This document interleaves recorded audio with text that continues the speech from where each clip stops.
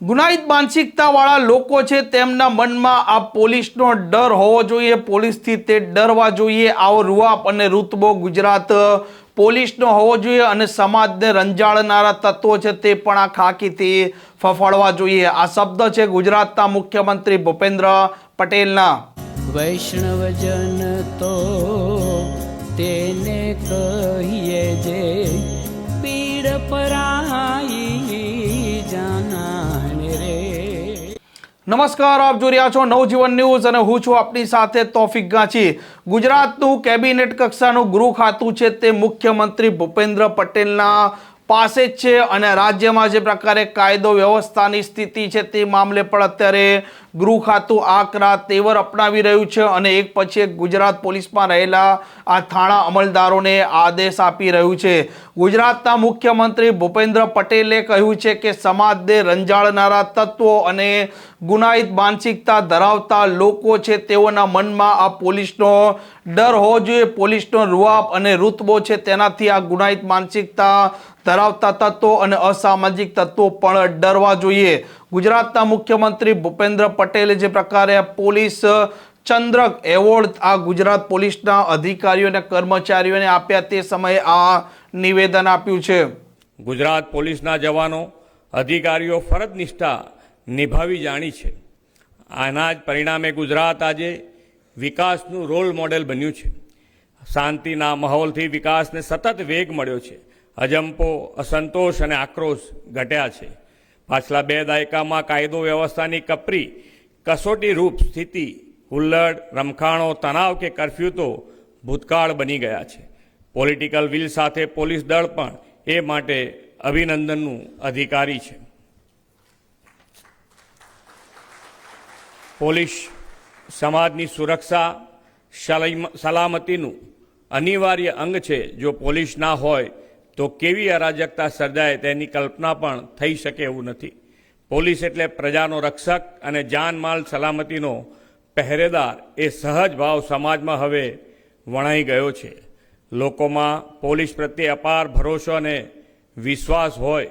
ગુનાહિત માનસિકતાવાળા તત્વો, દોષીઓ, સમાજને રંજાડનાર લોકોને પોલીસનો ડર હોય એવી કડકાઈથી ફરજ નિભાવતા રહેવાનું છે. આવી નિષ્ઠાપૂર્વક અને કડકાઈથી ફરજ બજાવનારાની સેવાની કદર રાષ્ટ્રપતિ મેડલ્સ દ્વારા થઈ છે તે આપણા માટે ગૌરવદાયી છે. મેડલ્સ મેળવનાર અધિકારી કર્મચારીઓ સાથે અહીં મારી સામે યુવા પોલીસ અધિકારી પણ બેઠા છે. તમારે માટે વિકસિત ગુજરાતનો અવસર એ તમારી સેવાનો સુવર્ણકાળ બનવાનો છે. તમારી વર્દીનો રોફ અને રૂઆબ બેય મોભાદાર છે. એનો ભેદ સમજીને પ્રજાની સેવામાં રહેવું પડે. તમારી વર્દીનો રૂઆબ, રૂતબો એવો હોય કે પ્રજાને રંજાડનાર લોકો ફફડે અને ગરીબ, પીડિત, સામાન્ય માનવીને ભરોસો, વિશ્વાસ રહે કે પોલીસ અમારી પડખે છે. હવે તો પોલીસ બેડાની ફરજો, સેવાઓ પણ સમય અનુરૂપ ટેકનોલોજીથી સજ્જ બની છે એટલે ગુનેગારોને ઝડપી લેવું પણ સરળ થયું છે. પોલીસ બેડામાં જે નવું ટેકનોસેવી માનવબળ આવ્યું છે તેના કારણે માત્ર સંખ્યાબળ નહીં, શક્તિ પણ વધી છે. છેલ્લા 3 ભરતીમાં વિવિધ કેડરમાં 24,000 કર્મચારી અધિકારીઓની ભરતીમાંથી 60% જેટલા ઉચ્ચ અભ્યાસ ધરાવતા ઉમેદવારો ગુજરાત પોલીસને મળ્યા છે. લગભગ 12,000થી વધુ યુવાનો તો આઈટી અને એન્જિનિયરિંગ ગ્રેજ્યુએટ છે.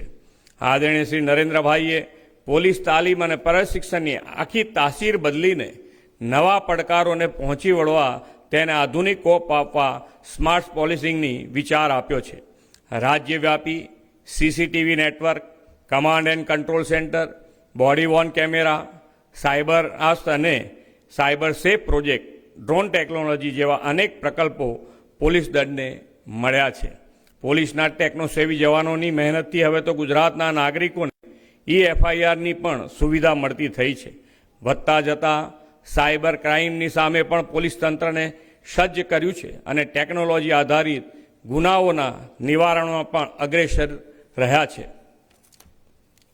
ગુજરાત પોલીસે સાયબર ક્રાઇમ, ડ્રગ્સ કાર્ટેલ અને આતંકવાદીઓના મોડ્યુલને જે રીતે ખુલ્લા પાડ્યા છે તે અભિનંદનને પાત્ર છે. તમારી કામગીરી તણાવયુક્ત હોય, કામનું ભારણ પણ વધારે હોય, એટલે ફિઝિકલી ફિટ રહી શકાતું ન હોય. પરંતુ સ્પોર્ટ્સ એ એવી બાબત છે જે ફિઝિકલી ફિટ રાખે છે તથા તમને શારીરિક અને માનસિક રીતે સ્વસ્થ અને મજબૂત બનાવે છે. તાજેતરમાં જ રાજ્યમાં પોલીસ ગેમ્સની નેશનલ સ્પર્ધાઓનું આયોજન થયું હતું. આ પ્રકારના સમાચાર, આ પ્રકારના અહેવાલ માટે નવજીવન ન્યૂઝની આ ચેનલ જોવાનું અને સબસ્ક્રાઇબ કરવાનું ભૂલતા નહીં. નમસ્કાર. વૈષ્ણવજન તો તેને કહીએ જે પીડ પરાય.